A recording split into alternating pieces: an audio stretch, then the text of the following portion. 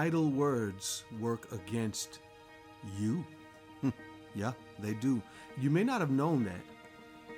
But what's an idle word? First of all, I want you to consider John 1:1.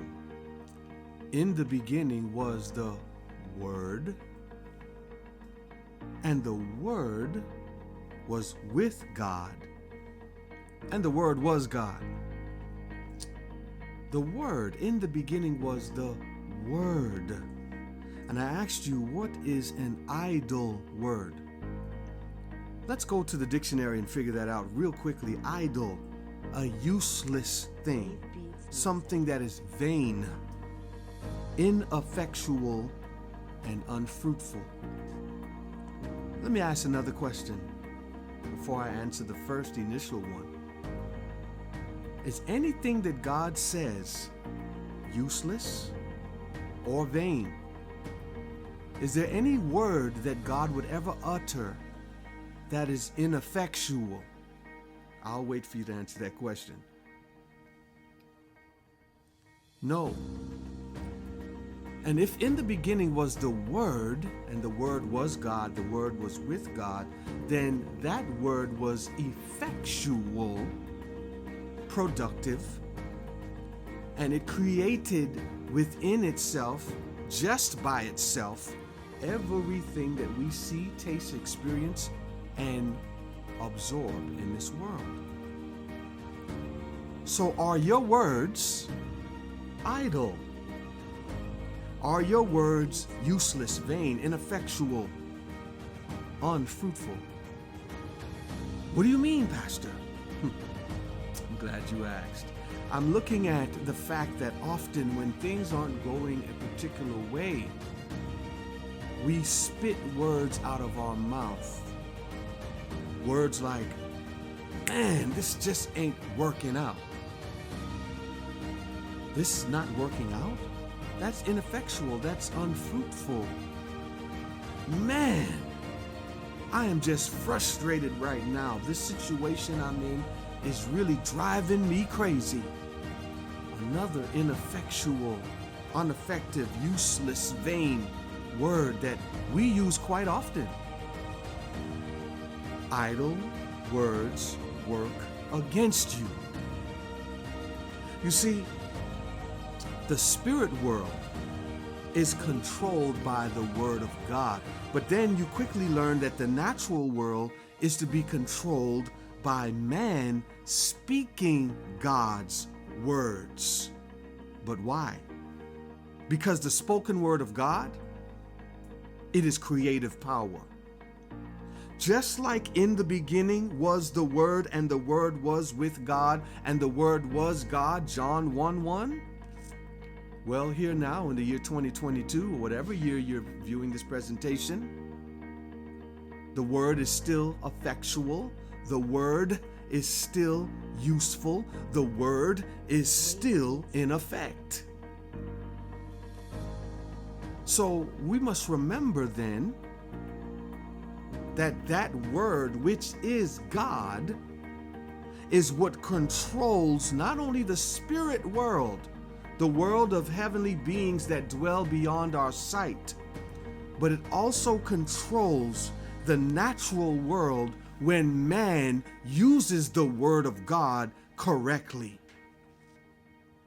So instead of using idle words that work against you, like I can't, I won't, it's too hard, it's difficult, I'm stressed, I want you to remember that your words have power, and that because they have power, you must mind them. Hosea 4:6. My people are destroyed or cut off for a lack of knowledge. What type of knowledge? A Ten Commandments knowledge? A lack of the prophecy knowledge? A lack of a wisdom to know who to vote for, Democratic or Republican Party? I want you to really pay attention and see exactly what the Spirit of the Lord would say to you here. This lack of knowledge in this context refers to not knowing what words to use over our lives.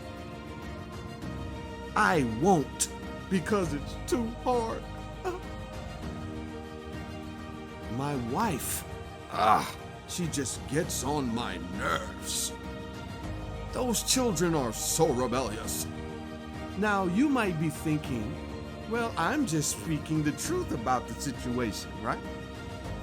I mean, my wife is getting on my nerves, my husband. My children are rebellious. And the president don't seem to be doing what he promised.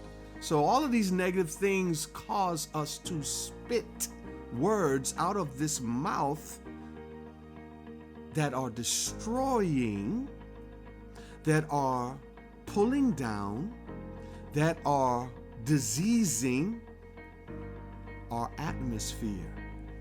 When God told Adam to be fruitful and multiply, when Adam woke up and realized that a world had been created for him and that he was told to possess this earth, you know what was very interesting about it? Yes, he had a job. He had to name the animals, and yes, there were other functions that he served in the garden. But a part of being fruitful and multiplying is not just having a bunch of kids. You are fruitful and multiply with your words. Speak life, Adam and Eve. Do the right things and think the right things, which in then return causes you to say the right things, and you will produce the harvest in your life due to the words that you speak. You may not have ever thought of it that way. We only think of it like, well, yeah, just have a bunch of kids because that's all it meant. But when we see that people are destroyed, God's people are destroyed or cut off for a lack of knowledge, it's a lack of knowledge in the area of not knowing what to say and when to say it. Because it creates life or it serves to create death. So I want you to consider, as we enter this series starting today, which will continue next Monday, what we say. But even more important than what we're saying is what we're thinking, because the mouth is a reflection of the heart. Matthew 12:35. A good man out of the treasure of the heart, the good treasure of the heart, bringeth forth good things. And an evil man out of the evil treasure of the heart bringeth forth evil things. I will speak what's in me. If I'm negative, downtrodden, if I'm positive and upbeat, it's because my heart is in a certain place. And what God is saying to you and I here is that whatever the fountain or the flow of the heart consists of is what the fountain or the flow of the mouth will speak. So, idle words, they work against me. Useless, vain, ineffectual, unfruitful words work against me. In the beginning was the Word, and the Word was with God, and the Word was God. And right now, currently, in this very year, the Word is still with us. We have the Word of God, the Bible. We have Christ with us, and we are to remember this so that we can be properly educated as to what to say so that we're not destroyed by the fountain of our mouths.